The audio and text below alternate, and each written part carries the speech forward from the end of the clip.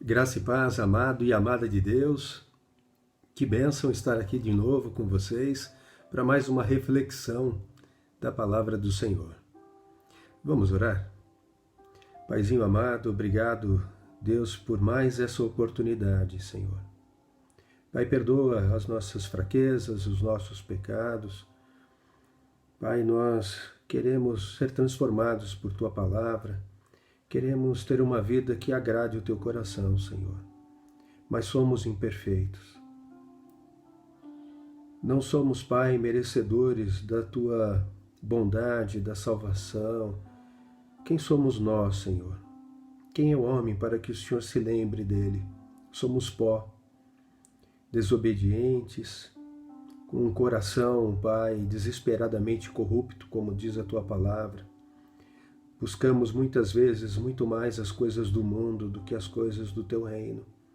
Porque esquecemos, Pai, que a nossa vida é como a neblina, que nasce o sol e ela se desfaz. O que são 80, 90 anos comparados com a eternidade, Senhor? A nossa vida passa como um sopro. Pai, também nós não sabemos qual é o dia e a hora da nossa partida. Por isso que estejamos, ó Deus, vigilantes e que nos preocupemos muito mais, Senhor, com as coisas do Teu reino, as coisas celestiais, espirituais,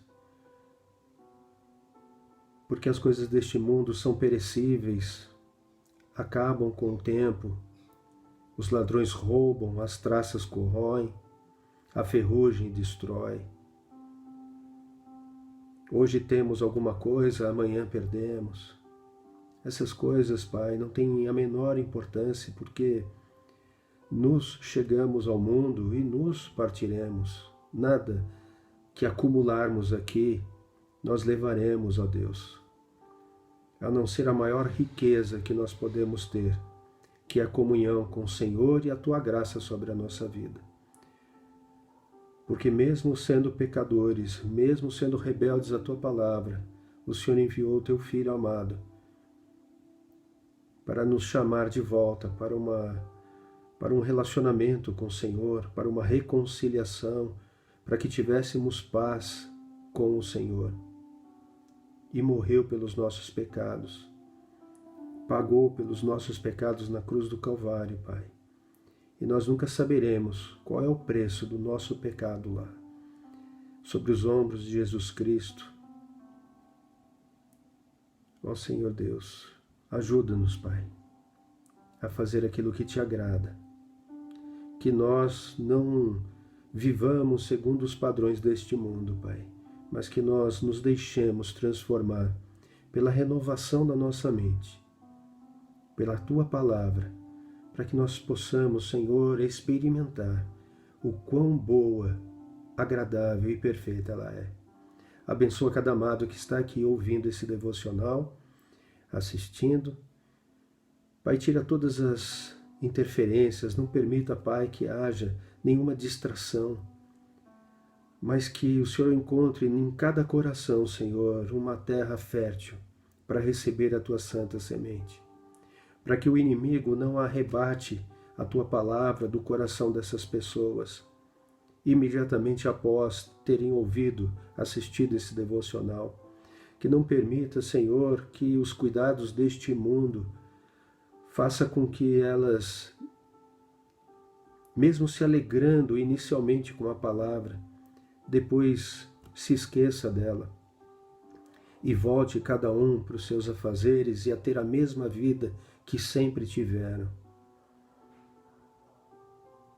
Pai, que as dificuldades deste mundo não enfraqueça a fé dos nossos amados irmãos, dos Teus filhos, Senhor. Para que, ao sentirem essa dificuldade, se afastem do Senhor, mas que haja um coração que compreenda, olhos espirituais que vejam, ouvidos espirituais que ouçam e entendam, para que a Sua palavra produza muitos frutos, Senhor, produza a 30, a 60, a 100 por um. Em nome de Jesus, eu te peço e já agradeço. Amém.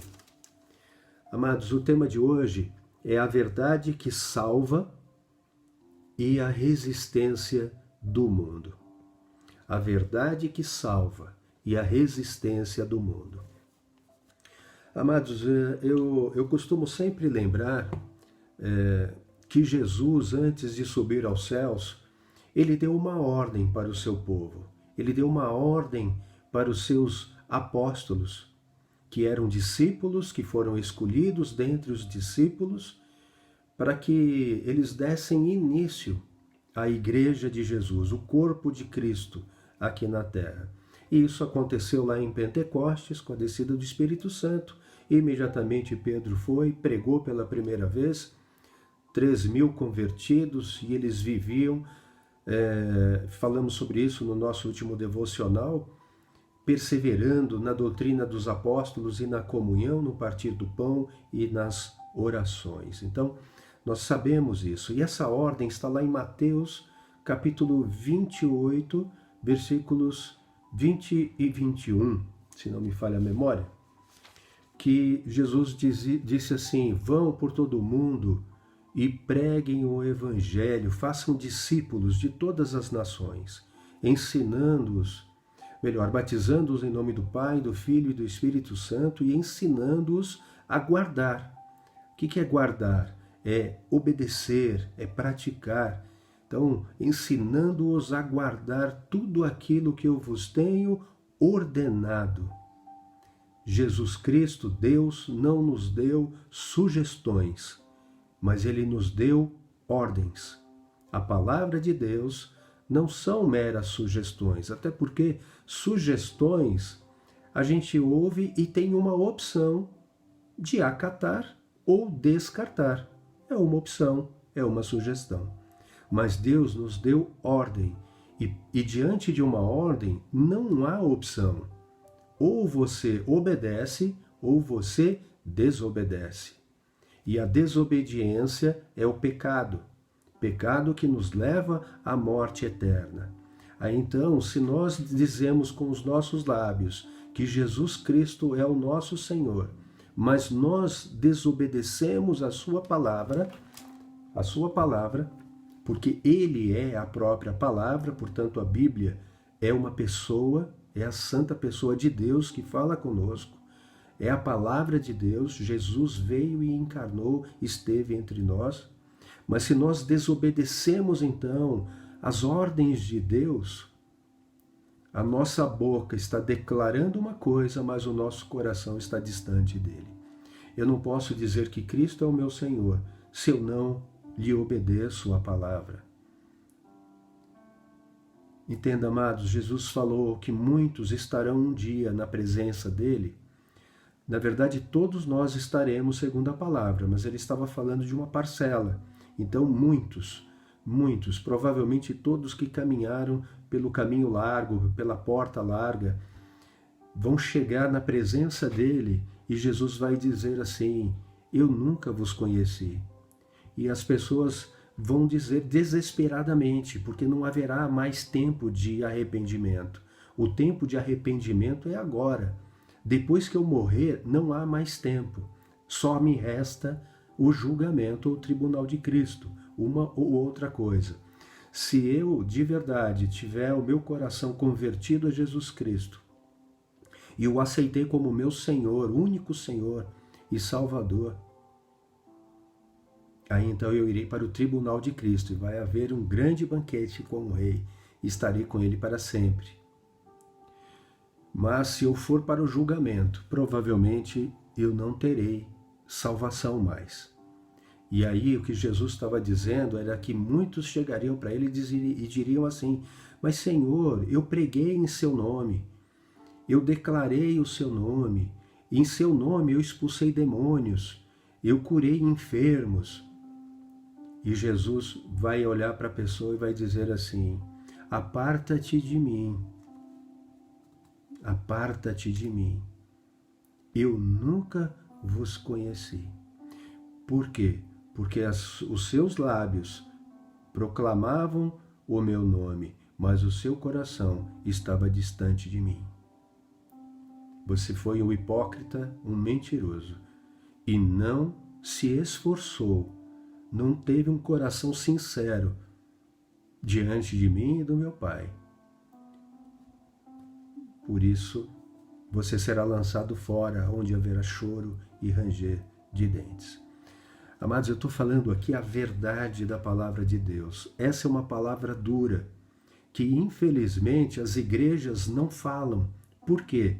Porque senão os fiéis vão embora.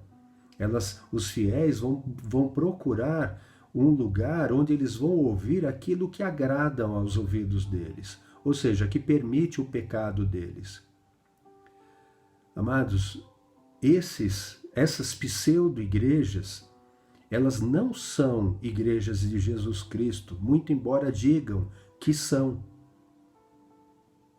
Mas, de novo, honram com os lábios, mas o coração está distante, desobedecem à palavra do Senhor. E para estas igrejas, para estes pastores, padres ou qualquer outro nome que queiram dar, sacerdotes, etc., para eles que são cegos, estão se juntando a eles outros cegos que não querem seguir a vontade de Deus, mas querem um lugar que compactue com o seu pecado. Fujam disso. Busquem a palavra, amados. Só Deus salva, só Jesus Cristo salva. Não é a religião humana, não são as filosofias, não é o homem. A palavra de Deus é clara em dizer: maldito é o homem que confia no homem. Vocês erram por não conhecer as Escrituras e o poder de Deus. E conhecereis a verdade, e a verdade vos libertará do engano, das mentiras, da morte eterna, do caminho largo. Amados, não há salvação em outro, apenas em Jesus Cristo. E Jesus Cristo é a palavra de Deus, portanto a Bíblia é o próprio Deus falando conosco hoje. Então é muito importante que vocês compreendam isso. Mas eu não tenho esse poder, o poder de fazer com que vocês consigam enxergar, fazer com que as escamas dos olhos de vocês caiam, muito embora eu ore por isso. Ore todos os dias. Lamento pelo mundo que está cego. Eu quero compartilhar a verdade que salva, mas ela vai de encontro a uma resistência do mundo em relação à palavra de Deus. Por quê? Porque o mundo prefere as trevas, o mundo prefere os prazeres, os pecados, e tem lutado com todas as forças para destruir a verdade de Deus. Lutam contra a Bíblia, criam ideologias, ensinam as nossas crianças a viverem no pecado, muito embora sejam inocentes e não sabem o que está acontecendo, mas estão sendo programadas nos padrões do mundo, que jaz no maligno. O mundo jaz no maligno. O mundo está perdido. Nós vamos ver na palavra do Senhor aqui que quem é amigo do mundo é inimigo de Deus. Ou você é amigo do mundo, ou você é amigo de Deus. Não dá para servir dois senhores. As riquezas, os prazeres do mundo e a Deus. Quem está em primeiro lugar na tua vida, amado? Sinceramente, faça uma autorreflexão. Faça aí uma autoavaliação. Quem está em primeiro lugar na tua vida? Quem é o Senhor da tua vida? É Deus ou é você mesmo? É Deus ou é o mundo? E quando eu digo o mundo, é o que o mundo oferece que é contrário à vontade de Deus para a tua vida. Deus criou todas as coisas. todas as coisas, tudo. A palavra diz, Deus criou tudo que há nos céus, na terra, tudo foi Ele que criou. Nós somos criaturas até o momento em que aceitamos, declaramos com a nossa boca e aceitamos com o nosso coração, cremos com o nosso coração que Jesus Cristo é o Filho de Deus, que veio e morreu pelos meus pecados, morreu por mim, ressuscitou e hoje intercede por mim à direita do Pai. Ele é o meu advogado, Ele é o mediador entre os homens e Deus, conforme está lá em 1 Timóteo, capítulo 2, versículo 5. Então, quando eu declaro isso e realmente creio nisso, Jesus passa a ser, então, o meu Senhor. Amados, mas eu vou fazer um paralelo, né? Porque nós temos 4 evangelistas, né? E eu declaro sempre, geralmente, né, o que Mateus falou, né? Capítulo 28, versículos 20 e 21, como eu citei. Mas o discípulo e evangelista Marcos, né? Que é o João Marcos, que acompanhou o apóstolo Paulo na primeira viagem missionária, mas no meio do caminho ali acabou voltando e abandonando, né? O apóstolo Paulo e Barnabé, e isso até gerou um conflito ali entre eles, né? Mas que no final a gente vai ver lá que o apóstolo Paulo perdoou o João Marcos, né? Marcos, e até pediu para que ele fosse até Roma, quando ele estava na segunda prisão, prestes a ser martirizado, né? Então Deus acabou consertando, até porque aqueles homens eram santos porque criam sinceramente em Cristo Jesus, mas imperfeitos como seres humanos. Então cometiam falhas também, assim como todos nós, que também somos santos, segundo a palavra de Deus, porque santo significa separado por Deus, separado para Deus, mas no mundo.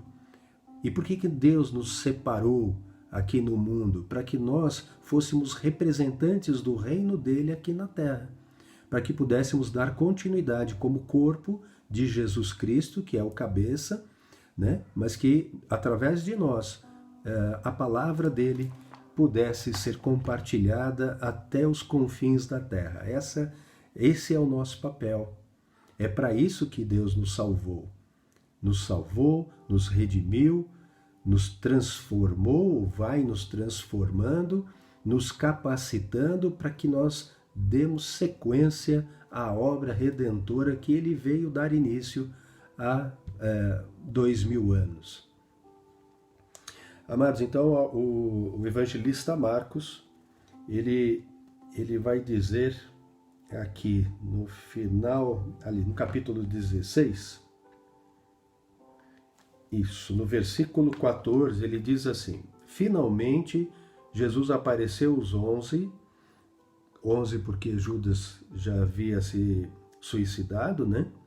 Quando estavam à mesa, e censurou-lhes a incredulidade e a dureza de coração, porque não deram crédito aos que o tinham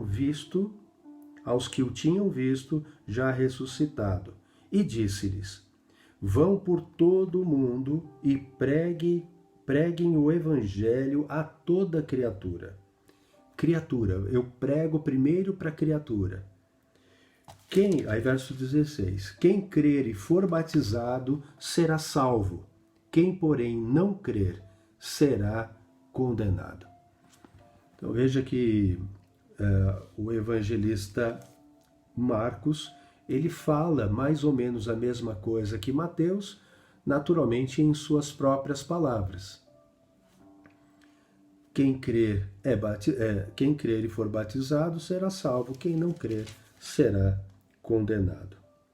Agora, aquele que crê já não é mais criatura, mas é filho de Deus. E a gente vê isso claramente no Evangelho de João, no capítulo 1, versículo 12. Mas a todos... Aliás, vou começar no 10, até para explicar algo em relação aos judeus, né? Então vamos lá. João, capítulo 1, versículo 10. O verbo estava no mundo, ou seja, a palavra de Deus estava no mundo. O original no grego é logos. O logos estava no mundo. E a palavra? O mundo foi feito por meio dele, mas o mundo não o conheceu. Veio para o que era seu, e os seus não o receberam.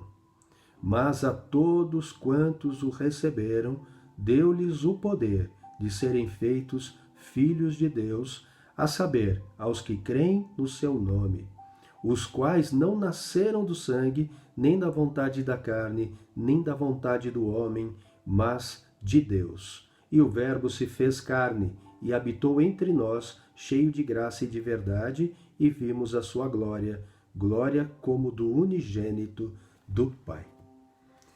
Glória a Deus. Amados, então veja que a partir do momento em que os meus lábios declaram Jesus Cristo como meu único e exclusivo Salvador e meu Senhor, e creio no meu coração que Ele é o Filho de Deus e que Ele ressuscitou e intercede hoje por mim.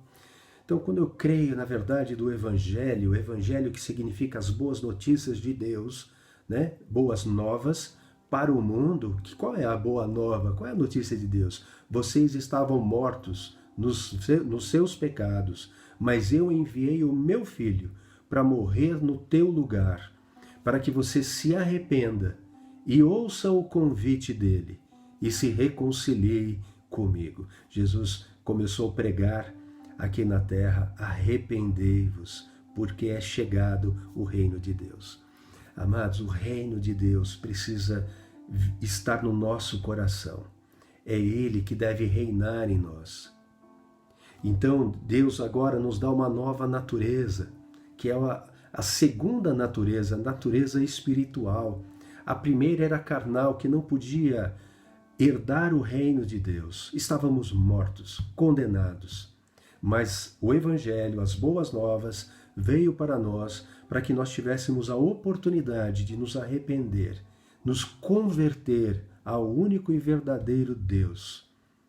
E essa conversão genuína de coração provocar em nós, então, uma transformação. Essa transformação é fruto da regeneração, gerado novamente. É um novo nascimento. E agora, então, eu tenho uma segunda natureza, que é a natureza espiritual, e é essa que herdará o reino dos céus. Por isso, aquele que crê é salvo. O que não crê mantém apenas a primeira natureza, que é carne, que é pecado, que é pó. Essa não pode entrar no reino dos céus. Que Deus revele essa palavra para que você compreenda, que Ele derrame as escamas que estão nos olhos. Não estou falando para todos, amados. Pode ser que aqui nós tenhamos pessoas não convertidas, olha só, tem pessoas que não são convertidas, depois nós temos pessoas que são convencidas, essas estão indo na igreja, estão convencidas que Jesus é o Cristo, mas ainda não se converteu.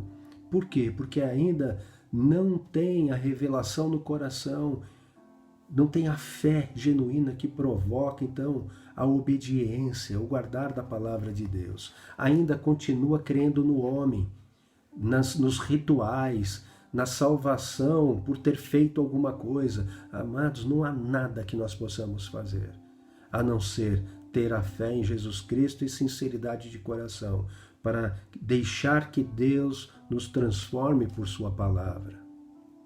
E existem ainda os convertidos cheios do Espírito Santo, que naturalmente já estão produzindo frutos, já estão seguindo a ordem de Jesus Cristo de levar o Evangelho a todas as criaturas, de uma forma ou de outra. Seja convidando, seja orando, seja pregando a palavra, seja evangelizando. Já saiu de cima do muro. Porque a gente tem uma parede, tem um muro. De um lado nós temos o reino de Deus, do outro lado nós temos o mundo, que é dirigido pelo inimigo de Deus. Então vamos dizer que esse está condenado ao inferno. E não sou eu que falo, é a palavra de Deus. Jesus Cristo foi quem mais falou sobre o inferno.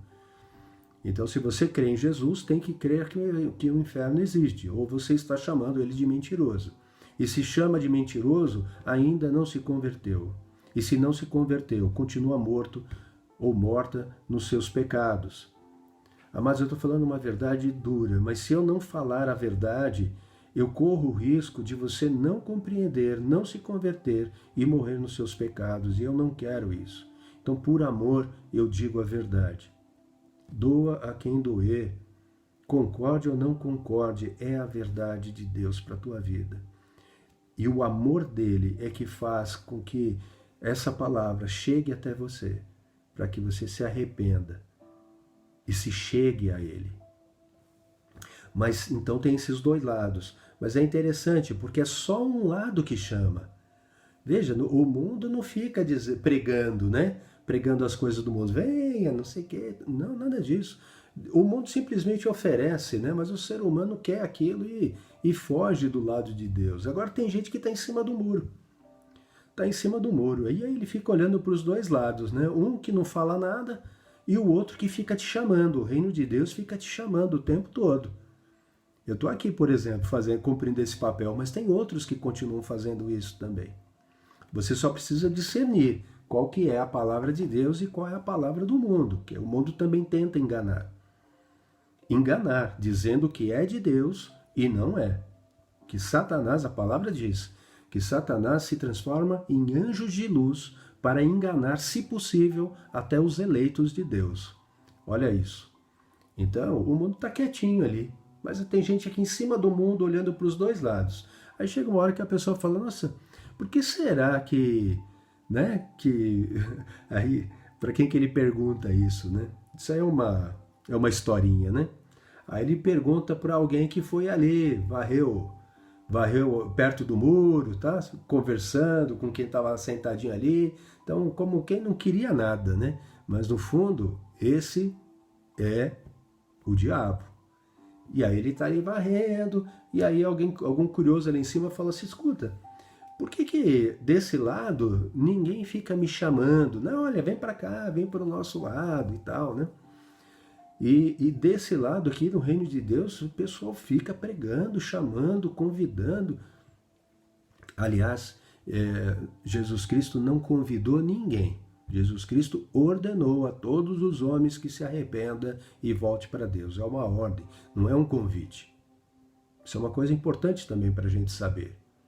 Né? As igrejas também querem psicologizar, né, a palavra de Deus, aí fica, olha, vem experimente Jesus Cristo, se você não gostar, você pode voltar para de onde você veio. Gente, não existe isso. Isso é heresia. Jesus Cristo não está dando uma sugestão, convidando, vem aqui, veja se não é bom. Nada disso, Jesus está dando uma ordem. Se arrependa e venha. Porque se você não fizer isso, você está morto no teu pecado e não vai ter salvação para você. É simples assim. Mas, enfim, aí aquele que estava varrendo lá, né, respondeu para a pessoa o seguinte, falou assim, a gente não precisa convidar. Quem está em cima do muro já é nosso. Quem está em cima do muro já é nosso. Amados, em cima do muro ou no mundo, está condenado. Você tem que tomar uma posição. De que lado você vai ficar? Nós estamos vendo um tempo de polarização, de extremos mesmo. De um lado, ideologias, aborto, aquela ideologia de gênero, me refiro, né? Roubo, celular, imagina, pode roubar um celular para tomar uma cachaçinha, tomar uma cerveja, não tem nada demais. E aí esses caras vão, roubam e matam o pobre do trabalhador, do jovem, né? Então, eles criam leis para proteger, né, os criminosos, os bandidos, colocam pessoas no poder corrompidas para limpar ficha, para que o maior criminoso da história possa participar de eleições. Amados, desculpa falar de política, mas é o melhor exemplo que nós temos hoje. Eu não estou dizendo que o outro candidato é perfeito. Não, ele tem muitas coisas erradas. Mas ao menos ele declara com a sua boca que Jesus Cristo é o Senhor, que Deus está acima de tudo. Ele defende os valores cristãos, a família, que é o que Deus defende. E aquele que fala em nome de Deus nunca vai falar mal dele. O apóstolo Paulo, uma vez, respondeu aos discípulos que disseram o seguinte, falou, olha, tem gente que não são dos nossos e estão pregando Jesus Cristo, né? E nós os repreendemos, né? E aí o apóstolo Paulo diz para eles assim, não façam isso, eu não me importo se eles estão pregando com boa ou má intenção, desde que o nome de Jesus Cristo seja exaltado. Ou seja, está exaltando o nome de Deus. Então ele vai levar muitos à salvação, muito embora ele até possa perdê-la. Porque isso é um risco que todos nós corremos. Eu posso estar aqui pregando para vocês a verdade do Evangelho, mas se eu não estiver vivendo essa verdade, é possível que vocês sejam salvos e eu não. Então, percebe que o que importa é que o nome de Deus seja exaltado? Foi o único presidente na história que orou em rede nacional quando foi eleito. E não mudou o seu discurso do começo até agora. De novo, cheio de defeitos, pode ter errado em uma porção de coisas. Mas nós temos dois lados que são muito claros. Um que é contra a palavra de Deus. Completamente contra. Declaradamente contra. Diz que o cristianismo é uma doença. O comunismo é assim. Então, amados, polarizados. Então nós precisamos entender isso. Mas eu gostaria de ler com vocês, rapidamente, o que está ali em Atos dos Apóstolos, no capítulo 13. Né? Nós falávamos de João Marcos, né? que partiu com o apóstolo Paulo e Barnabé na primeira viagem missionária. E aí João Marcos acaba se afastando dos dois e voltam para casa, né? E Paulo então e Barnabé vão para Antioquia. E Paulo começa então a pregar na sinagoga, como ele sempre fazia, aos judeus primeiro, né? Então todo lugar que ele ia, ele pregava primeiro aos judeus. Por quê? Porque Cristo veio primeiramente aos filhos da promessa, né? A nação de Israel, mas já previsto pelas profecias, aqueles rejeitariam a Jesus. Veio para os seus, mas os seus não o receberam. Mas aos que o receberam, deu-lhes o poder de serem feitos filhos de Deus. E aqui Paulo estava novamente pregando para eles. Mas, novamente, houve um ciúme, né, dos sacerdotes, enfim, de todos aqueles que estavam pregando a mentira. Até poderia ser com sinceridade de coração, mas estavam pregando errado, outras coisas, e não o reino de Deus.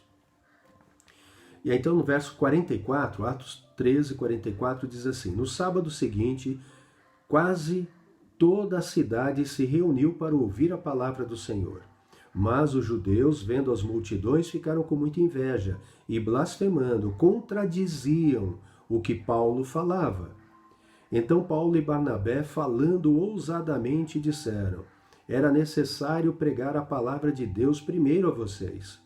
Mas como vocês a rejeitam e se julgam indignos da vida eterna, eis que nos voltamos para os gentios, porque o Senhor assim nos determinou. Eu coloquei você como luz dos gentios, a fim de que você seja para a salvação até os confins da terra. Então veja que tudo isso fazia já parte de um plano de Deus, né? E Paulo foi até irônico aqui, né? Ele estava dizendo, bom, já que vocês se julgam indignos da vida eterna, nós vamos para os gentios, né? Verso 48, os gentios ouvindo isso, e nós fazemos parte, né? Ouvindo isto, se alegraram e glorificavam a palavra do Senhor. E creram todos os que haviam sido destinados para a vida eterna. Amados, vamos ler de novo esse versículo 48. Os gentios, ouvindo isso, se alegravam e glorificavam a palavra de Deus. E creram todos os que haviam sido destinados para a vida eterna. E a palavra do Senhor se espalhou por toda aquela região. Amado, amada, você ouviu, creu. Se você ouviu, creu. Se isso quebrantou teu coração, se você percebeu o teu erro, a tua falha, o caminho que você está, se você sentiu isso, entendeu isso, então você foi destinado para a vida eterna. E creram todos os que haviam sido destinados para a vida eterna. Amados, a palavra de Deus, ela é tremenda. Ela é a verdade de Deus para a nossa vida. É o evangelho da salvação. O apóstolo Paulo diz em Romanos capítulo 1, verso 16, que ele não se envergonhava do evangelho, porque o evangelho é o poder de Deus para a salvação de todos os que creem. Então a gente precisa, amado, entender e buscar de todo o nosso coração obedecê-la, guardá-la. Deus não nos deu sugestões, Ele nos ordenou. Ou nós estamos com Ele, ou estamos com o mundo. Não existe em cima do muro, está no mundo. Toma uma posição hoje. Eu quero finalizar esse devocional para não ficar muito extenso. Eu tinha outras coisas para falar, mas a gente pode dar continuidade na próxima segunda-feira. Vamos comigo no Evangelho de João, capítulo 3 agora, para nós lembrarmos de uma coisa muito importante que o evangelista João nos disse a partir do verso 16. João 3,16 diz assim: porque Deus amou o mundo de tal maneira que deu o seu Filho unigênito, para que todo que nele crê não pereça, mas tenha a vida eterna. Amados, olha, eu estou dizendo que o mundo está condenado e os de Cristo estão salvos. E aqui Deus está dizendo que Ele amou o mundo. Ele amou o mundo de tal maneira que entregou o seu Filho unigênito, aquele por meio de quem Ele criou os céus, terra, os animais, as aves, os peixes e o ser humano. Entregou para morrer no nosso lugar. E todos aqueles que crerem no nome de Jesus Cristo será salvo. Deus ama o mundo e nós também devemos amar. Deus odeia o pecado e nós também devemos odiar. Não o pecador, mas o pecado. E devemos chamar o pecador ao arrependimento, para que ele creia em Cristo. E se crer de verdade, ele abandonará o pecado e se esforçará dia após dia num processo de santificação a partir da palavra de Deus. Continuando, verso 17, porque Deus enviou o seu Filho ao mundo, não para que condenasse o mundo, mas para que o mundo fosse salvo por ele. Verso 18 e último, quem nele crê não é condenado, mas o que não crê já está condenado, porque não crê no nome do unigênito Filho de Deus. Amado e amada, crer implica em obedecer. Se eu acredito em algo, se eu acredito no que alguém me diz, eu sigo aquilo. E nós não estamos falando de alguém comum. Nós estamos falando, olha, se você crer no Rogério, né, que está falando, siga o Rogério. Não, amados, pelo amor de Deus, não siga o Rogério. O Rogério é um ser humano como você, falho também. Muito embora sincero de coração e me esforçando nesse processo de santificação que só vai terminar na glorificação. Siga Jesus Cristo. Siga a palavra de Deus que se fez carne e habitou entre nós. E temos o testemunho dela aqui.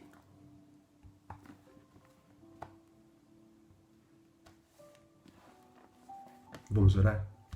Senhor Deus, obrigado. Obrigado por tua graça sobre a nossa vida. Obrigado, Senhor, e perdoa-nos, Pai. Obrigado por nos perdoar sem que nós possamos fazer absolutamente nada para merecer isso. Por isso é graça.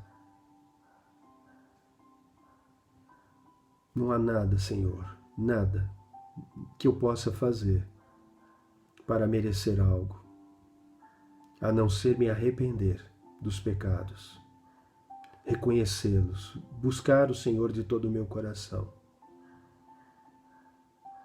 pedir ao Senhor e ao Santo Espírito Deus que revele a mim, a partir da leitura da Tua Palavra, aonde eu estou errando. Faça como nós façamos como salmista, ó Deus, pedindo ao Senhor que sonde o nosso coração e a nossa mente, vendo se há em nós algum caminho mau e nos conduzindo pelo caminho eterno, pelo caminho da vida. Senhor Jesus, o Senhor é o caminho, é a verdade e é a vida. A sua palavra é isso. A sua palavra, ó Deus, Jesus Cristo, nosso Senhor. Pai, que nós possamos ouvir a tua voz hoje e tomarmos uma posição hoje, Pai. Que nós aceitemos essa verdade que nos liberta, Pai, e que nos salva, e que nós não sejamos mais resistentes ao Senhor e sigamos nos padrões do mundo. Não, Pai. Queremos andar na Tua presença todos os dias, como o filho pródigo depois do arrependimento. Porque sabemos que o Senhor está todos os dias com os braços abertos, nos chamando para uma relação íntima com o Senhor, de pai para filho, de pai para filha. Pai, assim oramos e já te agradecemos. Alcança a minha família, Senhor, os meus amigos. Alcança, Pai, cada amado que está aqui assistindo esse devocional. Em nome de Jesus. Amém. Amados, uma semana de paz, de bênçãos, na presença de Deus. Leia a palavra todos os dias, medite nela de dia e de noite. E seja forte e corajoso para fazer tudo quanto nela está escrito, com discernimento. Muita resposta do que está no Antigo Testamento, que é mal compreendido pelo mundo e até usado pelo mundo para falar mal de Deus, está explicado pela própria palavra encarnada no Novo Testamento. Jesus veio nos dar um verdadeiro entendimento da sua palavra. Leia Mateus capítulos 5, 6 e 7 e você vai entender o que eu estou dizendo. Deus abençoe a todos em nome de Jesus. Amém.